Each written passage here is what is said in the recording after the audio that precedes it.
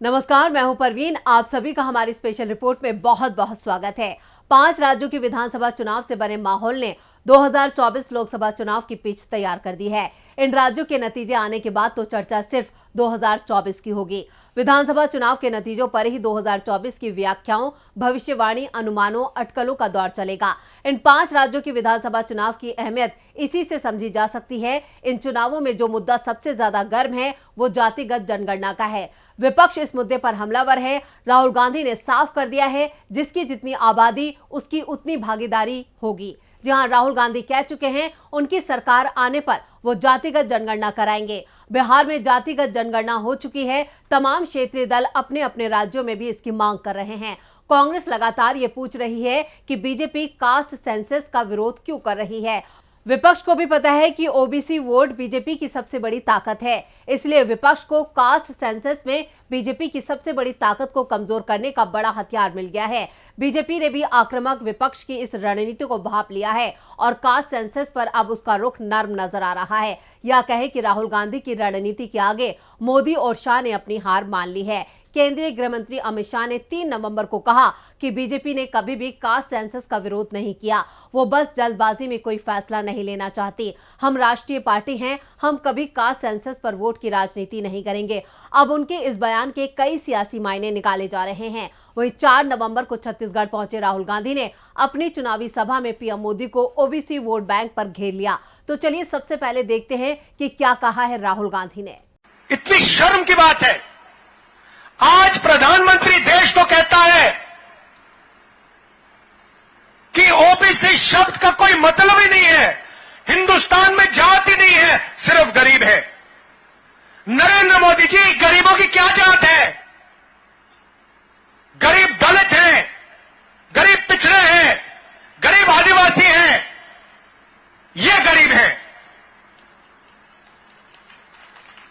आप शब्दों के पीछे मत छुपो, आप देश को बताओ जाति जनगणना कब करने जा रहे हो। राहुल गांधी यही नहीं रुके, उन्होंने आगे कांग्रेस की गारंटियों से भी बीजेपी की बोलती बंद कर दी है। उन्होंने कहा सारे के सारे शब्द जो उनके मुंह से निकल रहे हैं वो झूठ है। 15 लाख रुपए हर बैंक अकाउंट में, सच या झूठ? नोटबंदी से काला धन मिट जाएगा, सच या झूठ? किसान बिल से किसानों का फायदा होगा, सच या झूठ? जीएसटी से छोटे व्यापारियों का फायदा होगा, सच या झूठ?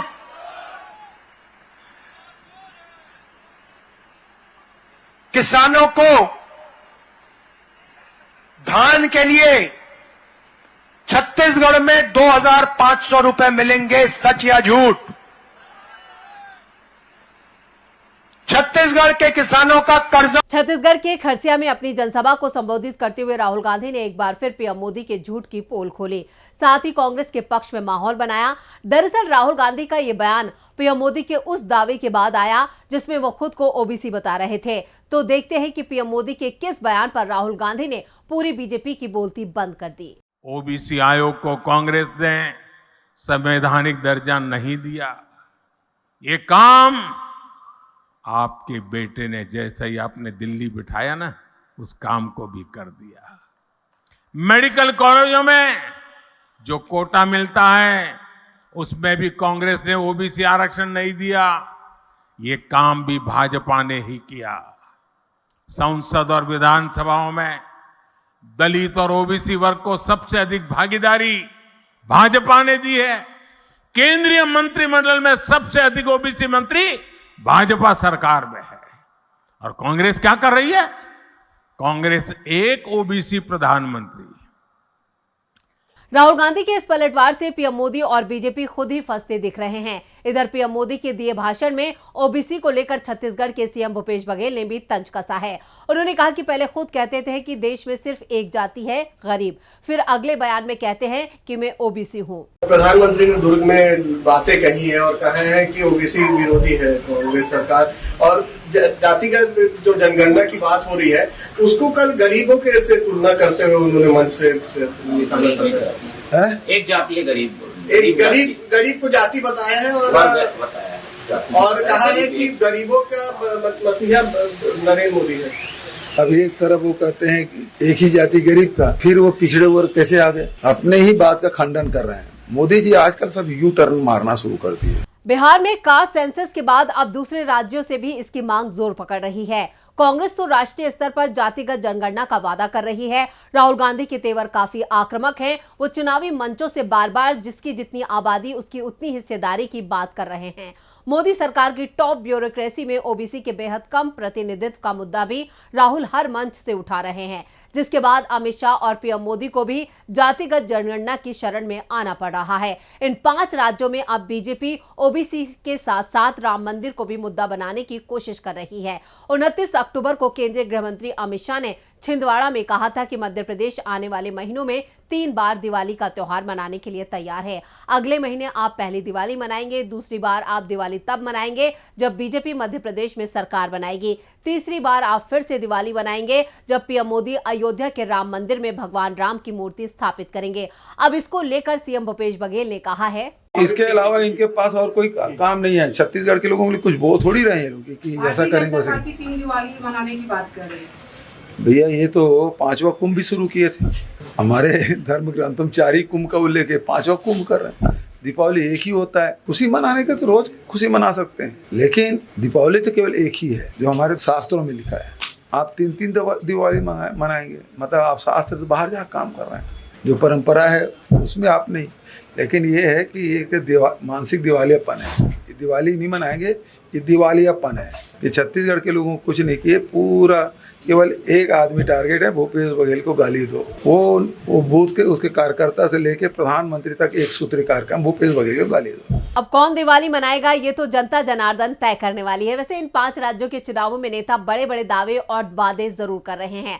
आपको बता दें कि मध्य प्रदेश, छत्तीसगढ़ और राजस्थान में कांग्रेस की जीत के दावे तो सर्वे रिपोर्ट भी कर रही हैं और बीजेपी नेतृत्व भी ये भांप चुका है कि इन राज्यों में उसकी हालत खराब है, इसलिए अब मोदी ने ईडी को आगे कर दिया है। छत्तीसगढ़ में पीएम मोदी ने ईडी के एक्शन की तारीफ करते हुए कांग्रेस को घेरा था। मोदी ने कहा, मोदी को तो ये कांग्रेस ही दिन रात गालियां देते हैं।